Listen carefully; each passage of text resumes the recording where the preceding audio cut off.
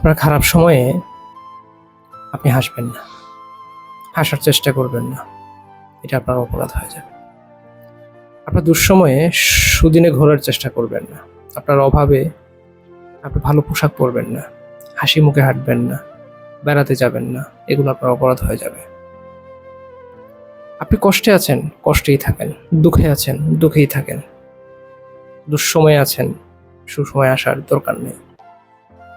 সুসময় আসার জন্য যদি আপনি কোনো কাজ করেন, আপনি একটু ভালো থাকার চেষ্টা করেন, একটু অভিনয় করেন, ভালো থাকার চেষ্টা করছেন, অভিনয়টা হচ্ছে চেষ্টা। আপনি কষ্টে আছেন, কষ্ট কাউকে বুঝাইতে দিচ্ছেন না, অভাব আছেন, অভাব বুঝাইতে দিচ্ছেন না, আপনি চেষ্টা করছেন সেই কষ্ট থেকে ফেরার, সেই দুঃখ থেকে ফেরার, সেই দুঃসময় থেকে ফেরার, খারাপ সময় থেকে ফেরার, ভালো সময়টাতে ফিরে আসার। কিন্তু এগুলো যদি চেষ্টা করেন সেগুলো হবে আপনার অপরাধ। আমাদের সমাজ, আমাদের সোসাইটি এরকমটাই। আপনি যখন দুঃসময় থাকবেন, মানে আপনার কান্না আসছে, আপনি কান্না থামাবেন না, কাঁদতেই থাকবেন। আপনি কষ্টে আছেন, কষ্টেই থাকবেন।